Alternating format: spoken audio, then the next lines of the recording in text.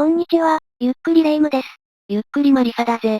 今回は、日本の挑戦と題され日本勢が大暴れした1986年ルマン24時間レースと、決勝レース中に起こった大事故について解説するぜ。このチャンネルではできる限り、3D の再現 VTR を使って、当時の状況をわかりやすくお伝えしています。ゆっくりしていってね。今年のルマンは惜しかったわね。トヨタの6連覇見たかったわ。フェラーリと拮抗してて、最後までわからない見応えのあるレースだったな。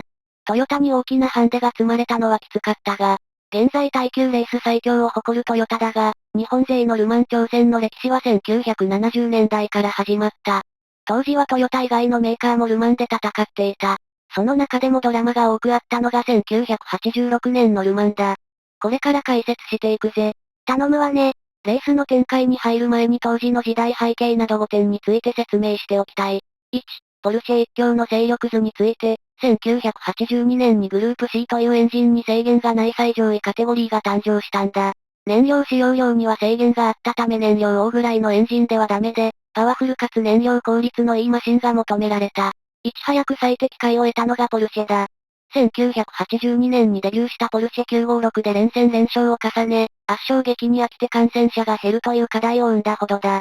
1986年頃のルマンは、少しずつ他メーカーのマシン性能が追いついてきた中で、誰が最強ポルシェを止められるかという戦いになっていた。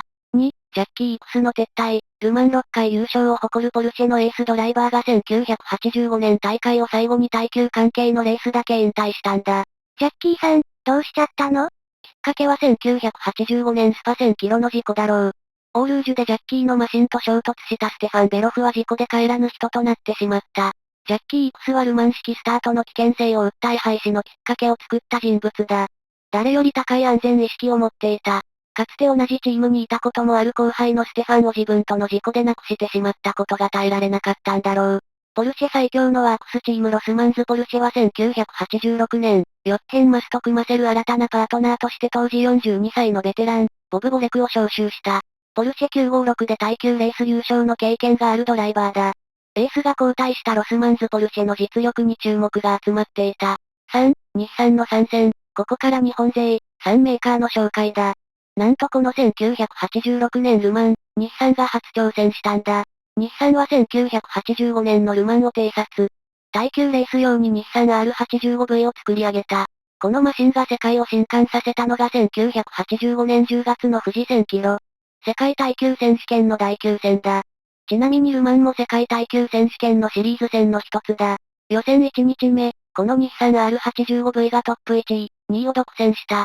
680馬力のパワーでポルシェほか、海外勢を蹴散らしたんだ。これは大きなニュースとなって海外を駆け巡った。なお予選2日目はセッティングを大幅に見直したポルシェ勢が早く、ハンススタックのマークした1分15秒92は日産よりちょうど1秒も早かった。やられたわね。でも大きな見せ場があったのね。なお決勝レースは大雨。レース前やレース中に次々と海外勢が辞退し最後は日本車だけのレースになった。星野和義は世界耐久選手権の日本人初優勝者となった。一応、日産の歴史的勝利で終わったのね。ライバル不在だったのはなんか肩透かしだけど。そして1986年のルマン。日産は熟成の R85V、新型の R86V の2台で挑むんだ。日産のルマン初挑戦、楽しみね。4、マツダ、ニューマシンで挑む9回目。マツダは1970年に初出場して以来、今回が9回目のルマン出場だ。ルマンの下位クラス内での優勝経験もあった。日本勢で最もルマンのノウハウを持っており、初出場の日産はマツダを頼ったほどだった。前回の1985年大会は捨てていたも同然だった。手入れしていない3年落ちの古いマシンで戦った。マシン開発のリソースをすべて今回のために割いたんだ。そして完成したのがマツダ757。3ローターエンジンは 2000cc で450馬力を発揮した。全体重量は約 794kg と超軽量だった。マツダはエントリーするカテゴリーに工夫を凝らした。ある意味苦肉の策だ。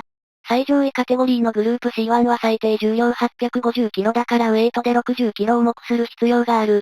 軽いマシンをわざわざ重くするなんて損しかないわね。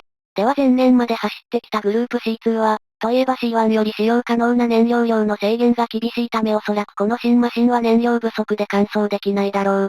選んだのは今のマシンのまま走れる IMSA GTP カテゴリー。ルマンで出走するにはアメリカの IMSA シリーズの出場実績が必要だが、マツダは交渉によってパスした。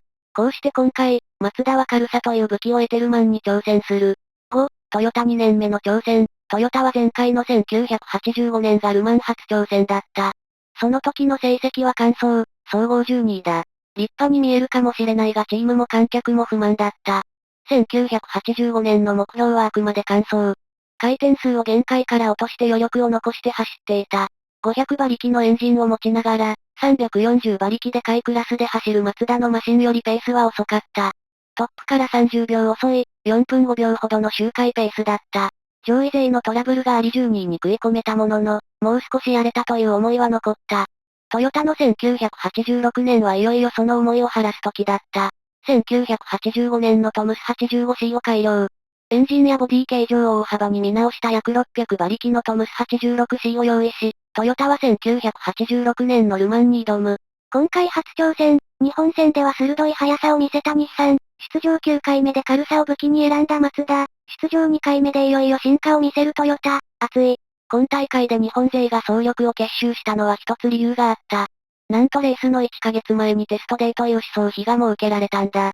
これは13年ぶりのことだ。ルマンで走るサルトサーキットはほとんどが公道だから普段はサーキット走行することができない。このテストデーがなければいきなり本番だ。テストデーで話題をさらったのは日産だった。3台のワークスジャガー、そしてワークスポルシェに次ぐ5番手のタイムを記録。初出場でいきなり5番手タイム？すごい。しかし日産にとっては課題もあった。高タイムを記録するや、早々にエンジンが壊れてしまったんだ。日本での開発環境とルマンでの走行で何が違うのか、思い当たるのは燃料だった。本番レース同様運営から提供されるガソリンを使用したが、粗悪品だったんだ。日産はレースウィークまでの1ヶ月、必死で現地のガソリンに合わせてエンジンの調整に励むことになった。初出場ですもんね。想定外のことばっかり起こったんでしょうね。そしていよいよルマンの予選。1986年5月28日から29日の2日間かけてタイムアタックが実施された。その予選1日目、日産のピットでは大声で罵り合う声が響いていた。日産のマネージャー、キース・グリーンはトヨタから引っ張ってきたルマン経験者だ。ルマンを知るキースは命令口調でメカニックや選手に指示するが、お互いプライドが高く反発が時々あった。そしてとうとうこの予選でいざこざが爆発してしまった。最初はお互い理屈で話していたようだが、最後は文句の言い合いで喧嘩の様相だった。最後は、それでもルマンを知るキースに従うよりないという方向でまとまり、日産のチームは1日目を終えた。マシンは良さそうなのに、チーム運営でトラブっちゃったのね。続いてトヨタの予選1日目だ。ここもトラブルに見舞われていた。タイヤがガタガタで、スムーズに回らない。とても怖くて踏み込めない。これが何度チェックして調整しても解決しない。結局ホイールアライメントの測定器自体がずれていると判明したんだが、その頃には予選1日目が終わっていた。トヨタはマシンの方でトラブってたのね。大きなトラブルなく進んだのはマツダだ。思ったより最高速が伸びずタイムが出なかったようだが、走れないほどではなかった。2日目、日産がようやくまともにタイムアタックを開始。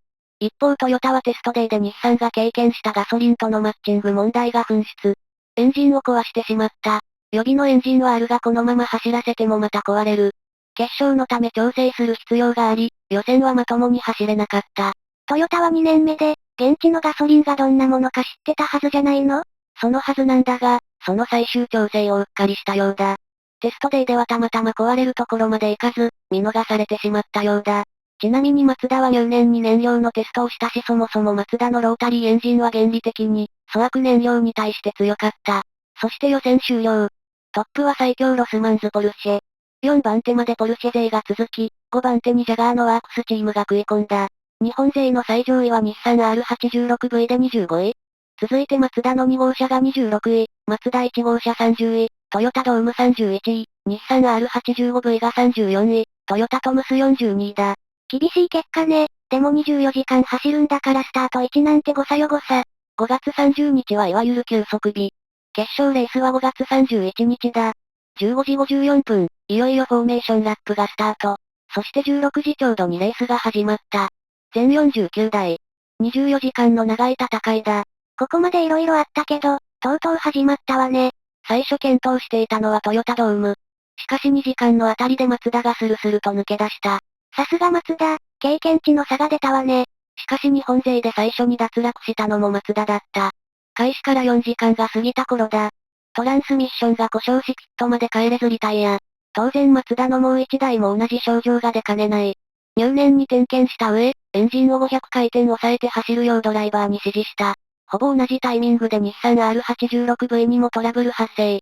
ユーノディエールと呼ばれる6キロもの直線に入った時だ。エンジンが強く振動を起こすようになった。ドライバーの星野和義はやむなく時速50キロほどに速度を落としてなんとかピットを目指す。周りのマシンは時速350キロでどんどん星野を抜いていった。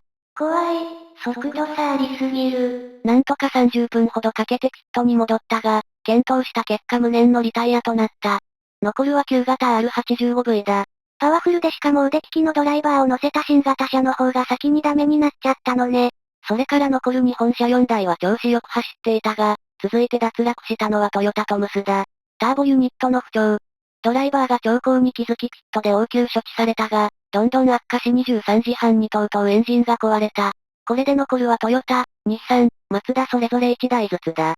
なお日本勢が次々姿を消していく中、ロスマンズポルシェが1位、2位で回走している。日が変わって午前2時。次にリタイアしたのはマツダだ。おそらくリタイア済みのマシンと同様に、駆動系のトラブルだろうと言われている。対策として500回転落として走っていたがダメだった。その時 IMSA-GTP 枠のトップを走行しており、このまま行けばクラス優勝というところだった。これでマツダは2台ともリタイア。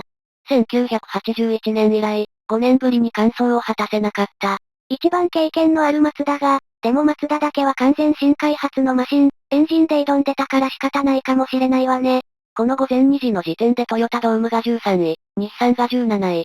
レースはあと14時間もある。トップはロスマンズポルシェに代わり、セミワークスのポルシェヨーストレーシングが先頭を走っていた。前年のルマン覇者だ。深夜は観客もいない。ピットエリアは暗く、静かだった。大歓声が響く日中とは全く違う雰囲気だ。それが突如一転。大騒ぎになる。なんと日本人がいるチームに大事故が起こったようだ。それってトヨタか日産じゃないの？いや、ポルシェクレマーレーシングというポルシェ系の1チームだ。高橋国光氏が出場していた。その時運転していたのはガルトナー32歳。ルマンで前年4位に入った、F1 の出走経験もあるベテランだ。この縦長のストレート、さっきも出てきたが全長6キロのユーノディエールストレートだ。現場はその、入り口のあたりで起こった。マシンは時速350キロ以上もの速度で駆け抜けていく。わずかな運転ミスやマシントラブル、コース上の破片などが命取りになる、危険な速度だ。しかも真夜中だからコース上に何か落ちてても発見が遅れそうね。ガルトナーのマシンは突如コントロールを失う。左ガードレールに衝突。跳ね返って右へ。ガードレールを越えて電柱に衝突してしまう。行動サーキットっていうのがあだになってしまったのね。電柱に当たってしまうなんて。ああ、不運な事故だった。ガルトナーは残念ながら助からなかった。どうして突然マシンが暴れてしまったの？原因ははっきりとわからなかった。タイヤのパンクやサスペンションのトラブルが考えられるが、地面に落ちていた破片を踏んだりしたかもしれない。マシンの燃料はほぼ空。ガルトナーはこの週を最後にピットに戻るところだったんだ。マシントラブルだとすれば、この週さえ持てばピットでトラブルが発見されて助かった可能性もある。本当に残念だ。クレマーレーシングは2台でエントリーしていたが無事だった1台は走行を辞退した。この事故でコースには破片が1キロにわたって散乱した。スタートの時49台いたマシンはこの時点でもう半分ほどしか残っていなかった。この事故のコース修復のため、セーフティーカーが出てマシンの隊列を先導した。なんとその時間は2時間半に及んだ。セーフティーカーはその名の通り安全のためペースを落として走る。レーシングマシンのちょうど2倍、1周7分ほどでコースを延々と周回した。これが運命を分けた。トップを走っていたポルシェヨーストレーシングのマシンがエンジンのオーバーヒートで壊れてしまったんだ。ある程度速く走って風を当てないと冷却が追いつかないマシンだったのね。そんなところまで試されるのがルマンなのね。他にも何台か壊れなかったマシンも次々と不調をきたした。トップは再びロスマンズポルシェ。2番手はシルクカットジャガーが追い上げる。そのトップ争いが決したのは8時30分頃だ。なんとジャガーのタイヤがバースト。これでジャガーは脱落。優勝争いは勝負あった。でもこの後半でトップ争いまで行くこと自体、ジャガー大健闘だわ。一方、日本勢の2台はペースを乱さず走り続けていた。周りのリタイアも多く、コツコツと順位を上げた。午前10時、トヨタドームは7番手、日産は9番手だ。このまま行けば日本勢初のトップ10入りどころか、6位入賞も狙える位置だ。大健闘してる。しかしトヨタドームにトラブル発生。ポルシェヨーストレーシングもやられたオーバーヒートだ。ピットインし冷却関係の部品を1時間かけて全特化へ。11位でレースに復帰した。しかしマシンはガタガタでもうどこが壊れてもおかしくなかった。14時45分、オイル漏れによりトヨタドームがリタイア。残り1時間強、抑えて走ったら完走できてたかもしれない。トヨタは最後まで飛ばしたんだ。名誉のリタイアだった。日本勢で残るのはいよいよ日産の1台のみ。このマシンも終盤、決して安泰ではなかった。ルマンはピットインの度にエンジンを切る。R85V はなぜか再始動に手こずり、50分もエンジンがかからない時もあった。スターター関係の部品を丸ごと変えても治らなかった。最後のピットストップは24時間になる20分前。エンジンを止めるのは恐怖でいっぱいだったが、始動に成功。この日産2号車のみが日本勢で唯一16位で完走を果たした。完走できたのは19台。優勝はロスマンズポルシェで、トップ10台のうち9台がポルシェだった。終わってみればやはりポルシェ勢の圧勝だったのね。でも終盤までジャガーも日本勢もかなり健闘したし、日産は初出場で見事に完走したわね。ああ。この日本勢の戦いぶりはファンやチーム、スポンサーといった関係者すべてに大きく評価された。翌年、トヨタ、日産、マツダの3メーカーはさらにマシンや体制を強化しルマンに挑むことになる。そういやこの顔ぶれにホンダがいてもおかしくないわよね。ホンダはルマンやらないのかしら？やめて差し上げろ。この頃のホンダは F1 に全集中しており歴史に残る大活躍をしてる最中だ。以上、今回は1986年ルマン24時間レースにおける日本勢の苦戦や活躍、そして痛ましい大事故について解説させてもらったぜ。最後まで、ご視聴ありがとうございました。これからもモータースポーツを中心に 3D の再現 VTR 付きで解説していくので、よかったらチャンネル登録と高評価をお願いいたします。また見てね。